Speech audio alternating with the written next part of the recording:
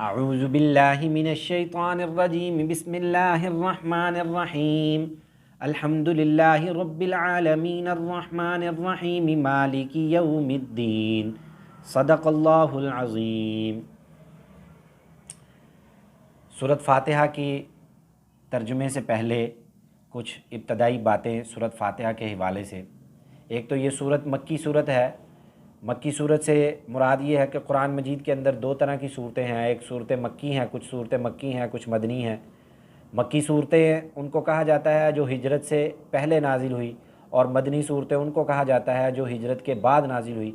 उमूमी तौर पर यह मुगालता हमारे जहनों में मौजूद होता है कि जो मक्का के अंदर सूरतें नाजिल हुई वो मक्की हैं और जो मदीने के अंदर नाजिल हुई वो मदनी सूरतें हैं, बल्कि ऐसा नहीं है। बल्कि ये असल बात यह है कि जो हिजरत से पहले नाजिल हुई है सूरतें या आयात वो मक्की सूरतें कहलाती हैं, और जो हिजरत के बाद नाजिल हुई उनको मदनी सूरतें कहलाती हैं। और उसके बाद ये सूरत 7 आयात और 1 रुकू पर मुश्तमिल है। और इस सूरत के सूरत फ़ातिहा के अलावा मुफस्सिरीन ने काफ़ी सारे नाम लिखे हैं, जिनमें से चंद एक मैं आपको बता देता हूँ। इस सूरत को सूरतुल कंज़ भी कहा जाता है, सूरतुल शिफ़ा भी कहा जाता है, उम्मुल कुरान, फ़ातिहतुल किताब और अल कुरानुल अज़ीम भी कहा जाता है, सूरतुल असास भी कहा जाता है, सूरतुल कंज़ भी कहा जाता है। इस तरह इस सूरत के मुख्तलिफ़ नाम हैं जो 25 के करीब मुफस्सिरीन ने लिखे हैं।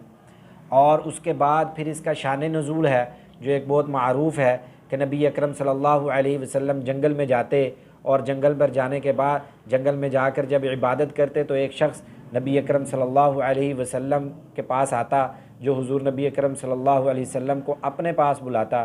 तो नबी अकरम सल्लल्लाहु अलैहि वसल्लम घबरा कर अपने घर वापस आते, और फिर आकर वर्का बिन नौफल के पास जाते हैं जो एक बहुत बड़े आलिम थे। किस्सा मुख्तसर कि उन्होंने नबी अकरम सल्लल्लाहु अलैहि वसल्लम को ये तलकीन की कि अब जब वो आपको बुलाए तो उनकी बात सुने।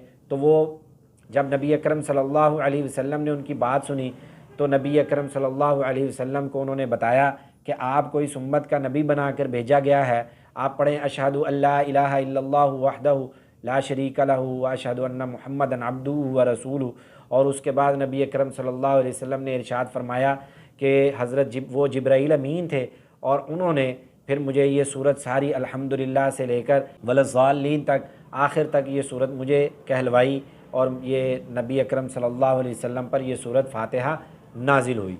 और इस सूरत का इब्तदाई तर्जुमा हम्द का माना तारीफ़ बयान करना, अल्लाह ताला की तारीफ़ बयान करना, उसकी हम्द बयान करना, उसकी फ़जीलत बयान करना, इसको हम्द कहते हैं। अल्हम्दुलिल्लाहि रब्बिल आलमीन, तमाम तारीफ़ें उस रब के लिए हैं, उस अल्लाह के लिए है, रब्बिल आलमीन जो तमाम जहानों को पालने वाला है। अल्हम्दुलिल्लाहि रब्बिल आलमीन जो तमाम जहानों को पालने वाला है, उस तमाम तारीफ़ें उस रब के लिए हैं। अर्रहमान अर्रहीम जो बहुत ही मेहरबान और नहायत रहम करने वाला है। अब अल्लाह रब्बुल जलाल की रहमत आप इतनी ही सी बात से लगा लें कि आम 24 घंटे के अंदर कितने गुनाह करते हैं और कितनी गलतियां करते हैं, लेकिन रब्बुल जलाल का गुस्सा और रब्बुल जलाल की रहमत, अगर अल्लाह रब्बुल जलाल की रहमत ना होती तो हमारे जो कंधे के ऊपर अल्लाह रब्बुल जलाल ने कंधों पर फरिश्ते बैठाए हुए हैं, अगर अल्लाह रब्बुल जलाल की कुदरत अब इस बात का फ़ैसला कर देती कि जहाँ ये इंसान गलती करे वहाँ एक थप्पड़ इसके मुंह पे मार दिया जाए, जहाँ ये इंसान गुनाह करे वहाँ जो है ना इसको फौरी तौर पर सज़ा दी जाए, तो हमारे साथ ऐसा मुआमला नहीं है, बंदे के साथ ऐसा मुआमला नहीं है। जब ऐसा मुआमला नहीं है तो आप अल्लाह रब्बुल जलाल जो तमाम जहानों को पालने वाला है और इतना गफूरुर रहीम है कि उसकी रहमत इतनी वसी है कि उसने इंसान को मरते दम तक छूट दे दी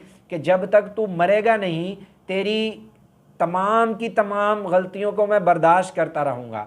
हाँ, मरने से पहले पहले तक तू अगर तौबा कर लेगा तो तेरी तौबा को कबूल कर लूँगा और तेरे पिछले सारे गुनाहों को मुआफ़ कर दूँगा। और अगर तू मरने से पहले पहले तौबा नहीं करेगा, इंसान तू वो नहीं बनेगा जो मैं चाहता हूँ, तो फिर रोज़े क़यामत आगे अल्लाह ताला फरमाते हैं मालिकी यौमिद्दीन, मैं उस दिन का मालिक हूँ जिस दिन तुमने गलत सही किया होगा उन तमाम गुनाहों का, उन तमाम आमाल का तुम्हें मैं बदला उस दिन दूंगा जिस दिन कोई मालिक नहीं होगा।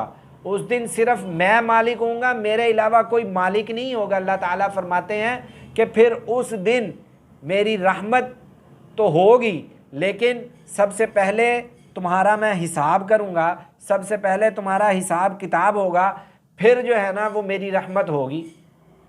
तो मेरे भाइयों, आज हमारे पास मौका है, ये ज़िंदगी है, मोहलत है, आज हम अल्लाह की रहमत से फ़ायदा उठा लें। तो एक मरतबा फिर दोबारा तर्जमा समाअत फरमा लें। अल्हम्दुलिल्लाहि रब्बिल आलमीन, तमाम तारीफ़ें उस अल्लाह के लिए है जो तमाम जहानों को पालने वाला है। अर्रहमान अर्रहीम, जो बहुत मेहरबान निहायत रहम करने वाला है। मालिकी यौमिद्दीन, मालिक है रोज़े जज़ा का, मालिक है रोज़े जज़ा का, मालिक है आखिरत के दिन का। उस दिन कोई मालिक नहीं होगा, उस दिन किसी की कोई सिफारिश नहीं चलेगी। अल्लाह ताला फरमाते हैं उस दिन मैं किसी की सिफारिश कबूल नहीं करूँगा, इल्ला बिइज़्नी, मगर मेरी इजाज़त के बग़ैर। जब तक मेरी इजाज़त नहीं होगी कोई सिफारिश नहीं कर सकेगा।